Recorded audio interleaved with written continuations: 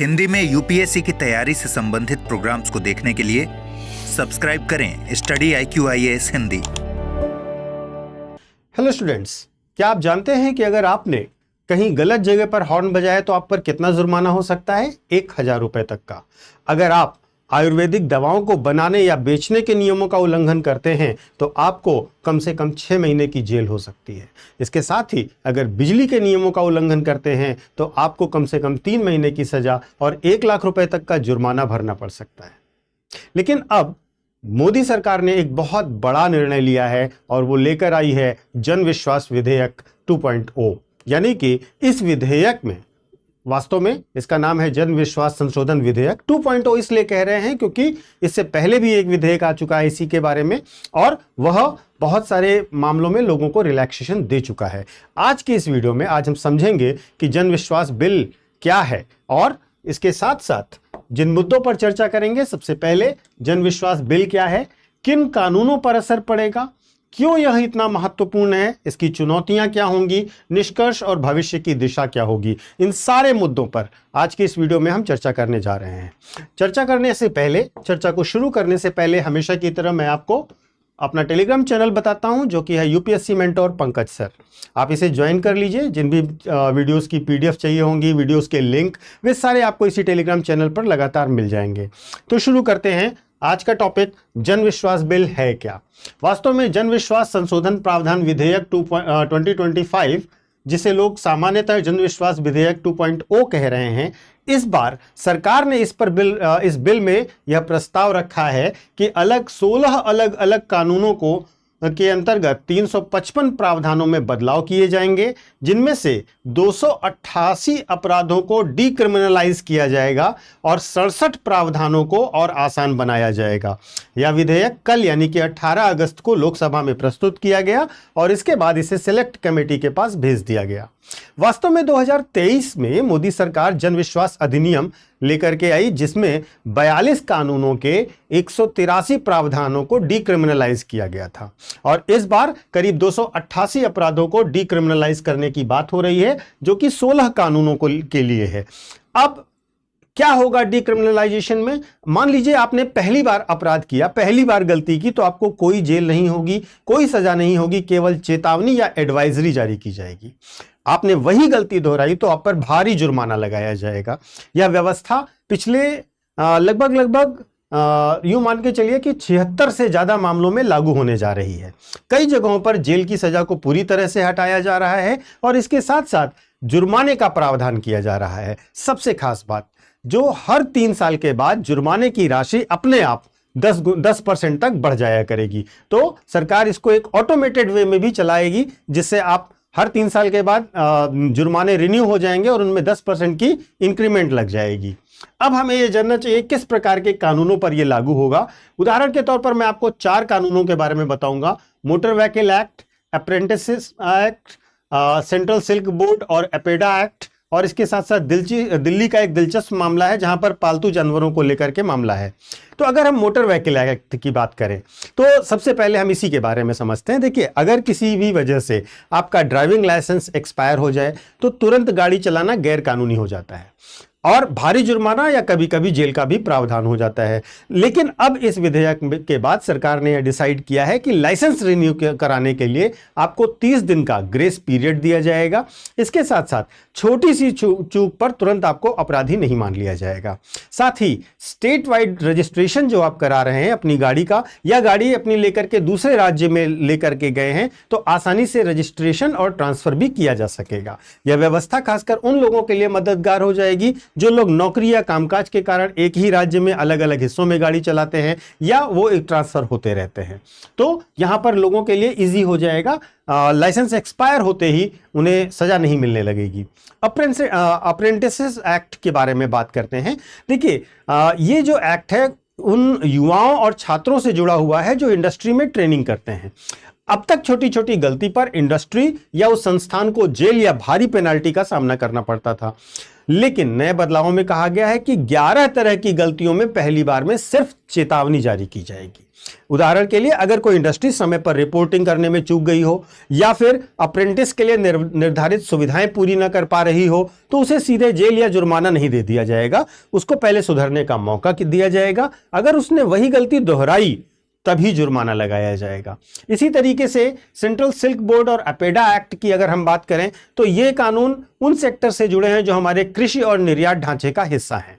अब पहले इन क्षेत्रों में अगर छोटी सी भी टेक्निकल फॉल्ट होती थी, तकनीकी गलती होती थी, तो जेल का प्रावधान किया गया था। अब इसमें ढील दी गई है। उदाहरण के लिए मान लीजिए कि किसी रेशम उत्पादक ने एक फॉर्म भरने में गलती कर दी, अब या किसी निर्यातक ने समय पर जानकारी नहीं दी, तो क्या होता था, उसे सजा मिल जाती थी। अभी पहली बार केवल वार्निंग दी जाएगी, दोबारा गलती करने पर पेनाल्टी लगाई जाएगी। यानी कि सरकार यहां पर भी निर्यात के मामले में, प्रोसेसिंग के मामले में भरोसे की नीति को अपनाएगी। दिल्ली का एक बड़ा दिलचस्प मामला है पालतू जानवरों को लेकर के। ये एनडीएमसी के नियमों से जुड़ा हुआ है। जैसे मान लीजिए कि अगर आप दिल्ली में रहते हैं और आप पालतू कुत्ता रखते हैं और अब अभी तक नियम जैसे ही आप तोड़ते थे आपके ऊपर जुर्माना लगता था या कानूनी कार्यवाही हो सकती थी। जैसे कि अगर मान लीजिए कि आप अपने कुत्ते को, जो उसकी चेन होती है, जो लीश होती है, जो पट्टा होता है, उसको बांधे बिना आप पार्क में घुमा रहे हैं, तो अभी तक क्या होता था कि यह गैर कानूनी था। अब क्या होगा, पहली बार में आपको केवल चेतावनी दी जाएगी, लेकिन अगर आपने दूसरी बार गलती करी तो आपको भारी जुर्माना देना पड़ेगा। यानी कि कानून जो बनाया जा रहा है, जो कानून को इजी किया जा रहा है, उसके अंतर्गत बिल्कुल साफ कहा जा रहा है कि पहली गलती पर आपको माफी दी जाएगी, चेतावनी दी जाएगी, लेकिन अगर आप दूसरी बार गलती करेंगे तो आपको फाइन देना पड़ेगा, वो भी काफी ज्यादा फाइन देना पड़ेगा। तो ये चेंजेस क्यों इतने महत्वपूर्ण है, यह भी जानिए। ये चेंजेस इसलिए बहुत महत्वपूर्ण है क्योंकि ये ईज ऑफ डूइंग बिजनेस और ईज ऑफ लिविंग की तरफ बढ़ने के लिए लाए जा रहे हैं। ये विजन मोदी जी ने 15 अगस्त के भाषण में भी प्रकट किया था। छोटी छोटी गलतियों के लिए लोगों को जेल का डर नहीं होगा, कोर्ट का बोझ कम हो जाएगा, लोग न्यायालय नहीं जाएंगे, बार बार हर मामले पर कोर्ट केस नहीं होगा, क्योंकि कई मामलों में अब प्रशासनिक स्तर पर ही निपटारा हो जाएगा। सरकार इसे कह रही है कि ट्रस्ट बेस्ड गवर्नेंस, यानी भरोसे पर आधारित शासन की प्रणाली लाई जा रही है। देखिए, असल में हमारे देश में पिछले कई दशकों से सैकड़ों कानून ऐसे बने हुए थे जो आज के समय में बिल्कुल भी प्रासंगिक नहीं है, रेलेवेंट नहीं है। इन कानूनों की वजह से क्या हो रहा था, छोटे व्यापारी, किसान, ऑटो रिक्शा चालक, दुकानदार और आम नागरिक हमेशा इस डर में रहते थे कि छोटी सी गलती होगी तो जुर्माना लग जाएगा, जेल जाना पड़ेगा।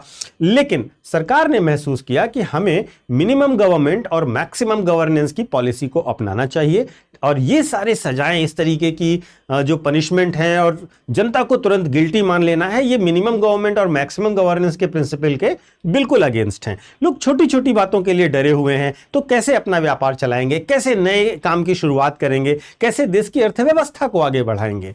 सबसे महत्वपूर्ण बात यह है कि सरकार ने यह सोचा कि ट्रस्ट बेस्ड गवर्नेंस बहुत इंपॉर्टेंट कदम है। सरकार को जनता पर भी ट्रस्ट होना चाहिए, लोगों पर सरकार को यह भरोसा होना चाहिए कि लोग जानबूझकर नियमों का उल्लंघन नहीं करते। कई बार अनजाने में नियमों की अनदेखी हो जाती है, तो पहली बार गलती करने पर अगर उन्हें सिर्फ चेतावनी दी जाएगी तो वो सीख सकेंगे, वे प्रॉब्लम्स को एड्रेस कर सकेंगे और दोबारा ऐसा नहीं करेंगे। तो सरकार को ट्रस्ट जनता पर दिखाने के लिए ये बड़ा मेजर एडमिनिस्ट्रेटिव रिफॉर्म किया जा रहा है। हालांकि ये सुनने में जितना अच्छा है उतना ही अच्छा नहीं है, कुछ चुनौतियां भी हैं इसमें। जैसे, क्या सिर्फ जुर्माना काफी होगा? कुछ गंभीर मामलों में कैद हटाने से लोगों का डर कम हो जाएगा, पहला मामला।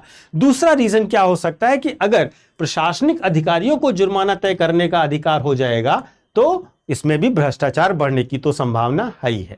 हर 3 साल में अगर जुर्माना बढ़ता है 10% जो मैंने आपको बताया, तो क्या जनता पर आर्थिक बोझ नहीं बढ़ेगा? और क्या लोग समय पर इन नियमों के बारे में जागरूक हो पाएंगे या नहीं हो पाएंगे, यह भी बहुत महत्वपूर्ण है। तो ऐसा नहीं है कि बिल्कुल फुल प्रूफ है, लेकिन ये एक बड़ा रिफॉर्म है, ये एक बड़ा कदम है उस मानसिकता के विरुद्ध, जो मानसिकता ये मान करके चलती है कि जनता चोरी करना चाहती है, जनता बेईमानी करना चाहती है, जनता नियमों को तोड़ करके आगे बढ़ना चाहती है। उस धारणा के खिलाफ ये बहुत बड़ा कदम है और सरकार का ट्रस्ट दिखा रहा है जनता के प्रति। ये बहुत अच्छी बात है। निष्कर्ष और भविष्य की दिशा की बात करें, जन विश्वास बिल 2.0 वास्तव में एक क्रांतिकारी कदम है। यह दिखाता है कि मोदी सरकार वास्तव में सबका साथ, सबका विकास और सबका विश्वास के सिद्धांत पर चल रही है। और यह बिल न केवल व्यापारियों और उद्यमियों के लिए फायदेमंद है, बल्कि आम नागरिकों के लिए भी बहुत राहत की बात है।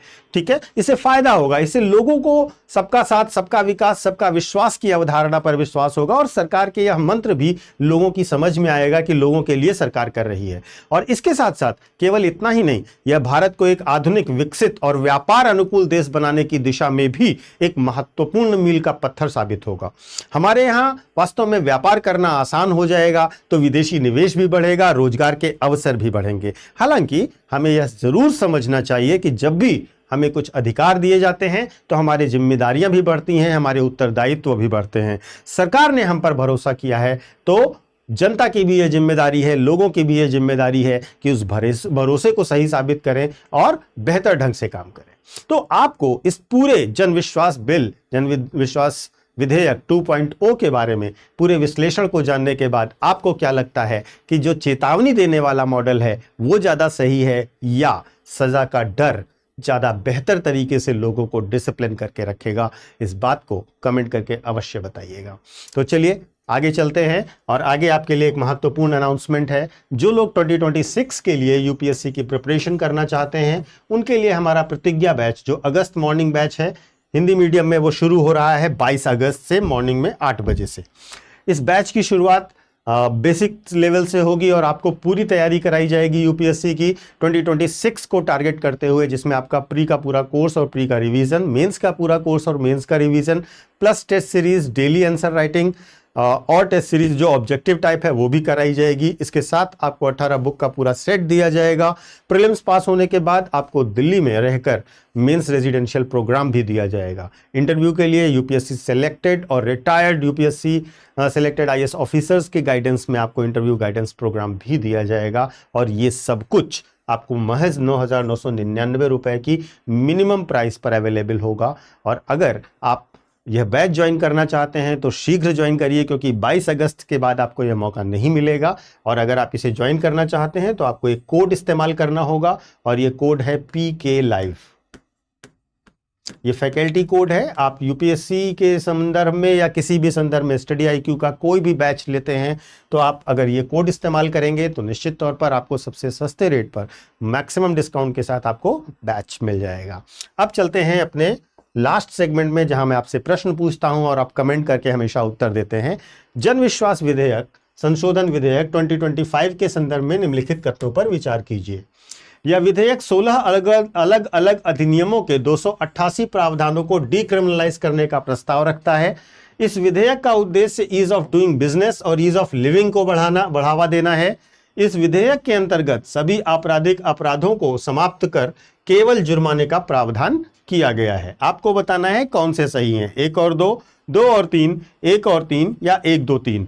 अपना जवाब कमेंट करके अवश्य बताइएगा। और जो मैंने आपसे पूछा है वो विश्लेषणात्मक है और इसलिए आपका कमेंट बहुत वैल्यू रखेगा कि आपको यह बताना चाहिए कि क्या गलती करने पर चेतावनी देने का मॉडल आपको सही लग रहा है या फिर लोगों के मन में सजा का डर होना बहुत जरूरी है। आप इन दोनों में से किस प्रकार की प्रणाली का समर्थन करेंगे, अवश्य बताइएगा। आपके कमेंट का इंतजार रहेगा। Thank you so much.